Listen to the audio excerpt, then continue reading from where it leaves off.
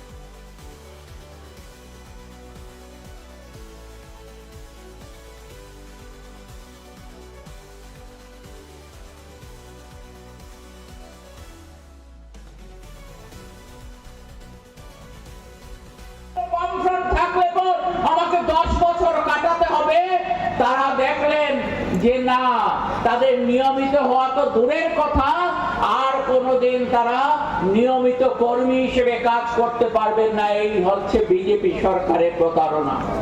এরই বিরুদ্ধে কয়েকজন কর্মী তারা হাইকোর্টে মামলা করেছিলেন। হাইকোর্ট তাদের পক্ষে রায় দেয়নি।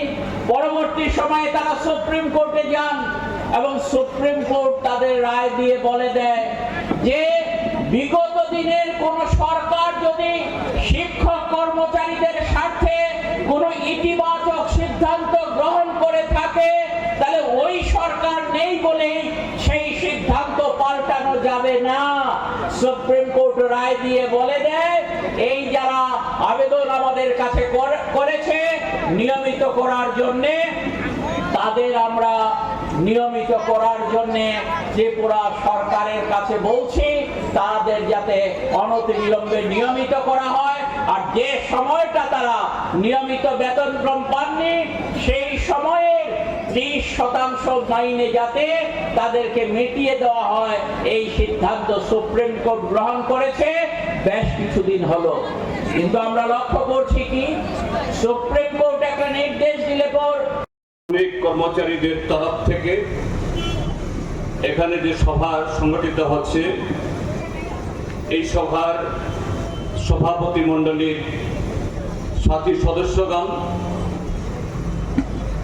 আজ এই কর্মসূচিতে নানা প্রতিবন্ধকতা মারিয়ে অর্থনৈতিক এবং আরো নানা অসুবিধার মধ্যেও আপনারা যারা এই কর্মসূচিতে সামিল হয়েছেন, আপনাদের সকলকে আমি আমার ত্রিপুরা রাজ্যের গণতান্ত্রিক আন্দোলনের তরফ থেকে, আমার ব্যক্তিগত তরফ থেকে অভিনন্দন এবং শুভেচ্ছা জ্ঞাপন করছি। সাথে আপনাদের যে ন্যায্য দাবি, যে দাবিগুলো নিয়ে এই রাজ্যের জনবিরোধী সরকারের কাছে তাদের সম্বিত ফেরানোর জন্য আপনারা এখানে আসতে বাধ্য হয়েছেন, সেই দাবিগুলোর প্রতিও আমি সমর্থন বা সংহতি জ্ঞাপন করছি। বিজেপির তরফ থেকে সেখানকার জনগণের কাছে যে প্রতিশ্রুতি তারা দেওয়ার চেষ্টা করছেন, আমরা লক্ষ্য করছি হুবহু আমাদের ত্রিপুরায় 18 বিধানসভা নির্বাচনে বিজেপি যে অর্থনৈতিক প্রতিশ্রুতিগুলি রেখেছিলেন, বিশেষ করে শিক্ষক, কেরানি, কর্মচারী, বেকার যুবক যুবতী, একই বিষয় ত্রিপুরায় এগুলো কার্যকরী না করে ত্রিপুরার মানুষকে প্রতারণার ফাঁদে ফেলে 8 বছর যাবৎ সরকার চালাচ্ছে। একই বিষয় পশ্চিমবাংলার নির্বাচনে সেখানকার মানুষদের বিভ্রান্ত করবার জন্য তারা উপস্থিত করবার চেষ্টা করছে। এটাই হচ্ছে দস্তুর, এটাই হচ্ছে পদ্ধতি।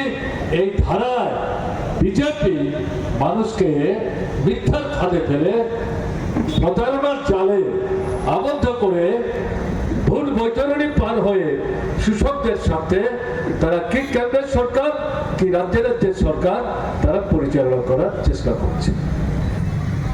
আপনারা দেখেছেন একটাতে কয়েকদিন আগে সারা ভারত কৃষক সভা, উপজাতি গণমুক্তি পরিষদ, সারা ভারত খেত মজুর ইউনিয়ন, কৃষকদের সংগঠন, এই ত্রিপুরায় 10 থেকে 12টা কৃষি এবং কৃষকের স্বার্থের সাথে সম্পর্কযুক্ত গুরুত্বপূর্ণ বর্তমান সময়ের জরুরি দাবিগুলিকে সামনে রেখে আজকের মতোই তারাও বিধানসভা অভিযানের ডাক দিয়েছে।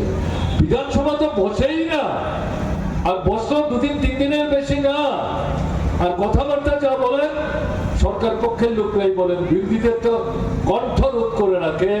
তারা যখন জনস্বার্থে জনগণের জনবিরোধী ভূমিকা নিয়ে কথা বলার চেষ্টা করেন তাদের মাইক বন্ধ করে দেওয়া হয়। এরকম পরিস্থিতিতে দীর্ঘদিন ব্যবধানে বাজেট অধিবেশন বসছে, এই সুযোগ নিয়ে এই কৃষকদের 3টি গুরুত্বপূর্ণ সংগঠন যারা লড়াইয়ের ময়দানে আছেন তারা বিধানসভায় যাবে। বিধানসভায় যাওয়াটা তো গণতান্ত্রিক অধিকার, তারা তো বিধানসভা ভাঙতে যাবেন বলেননি, সরকার পাল্টাবার স্লোগানও তারা তোলেননি। তারা বলেছেন যেহেতু বাজেট অধিবেশন, অর্থনৈতিক বিষয় নিয়ে আলাপ আলোচনা, অর্থনীতির সাথে সম্পর্কযুক্ত কৃষকদের এই সময়ের জরুরি দাবিগুলি নিয়ে আমরা কথা বলতে চাই। তাদের উপর আপনার রবীন্দ্র ভবনের সামনে থেকে শুরু করে ওরিয়েন্ট চৌমুহনী, পুলিশকে লেলিয়ে দিয়ে, টিএসআরকে লেলিয়ে দিয়ে বর্বরচিত কায়দায় আক্রমণ সেখানে সংগঠিত করা হবে।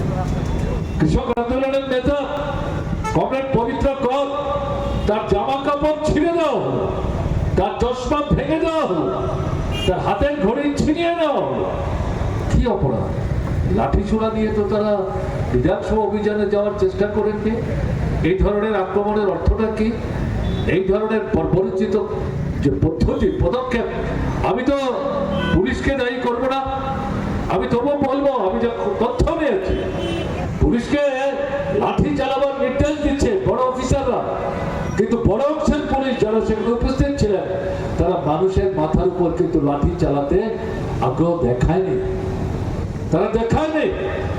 কিন্তু তারপরেও যে আক্রমণটা সংঘটিত হলো, এটা রাজ্যের মুখ্যমন্ত্রীর নির্দেশ ছাড়া, সরকারের নির্দেশ ছাড়া পুলিশ স্বতঃপ্রণোদিতভাবে এই ধরনের আক্রমণাত্মক ভূমিকা নিতে পারে, এটা বললে বিশ্বাস করতে হবে, এটা বললে তো বিশ্বাস করতে হবে না। এবং সেদিনের অভিজ্ঞতার ভিত্তিতেই আজকে আপনাদের সঙ্গে এই বিধানসভা অভিযানে অংশগ্রহণ করার মধ্য দিয়ে আমি প্রত্যক্ষ করবার চেষ্টা করছিলাম। দেখা যাক আজকে ত্রিপুরার পুলিশ পল্টন, টিএসআর বাহিনী তারা কি ভূমিকা নেয়।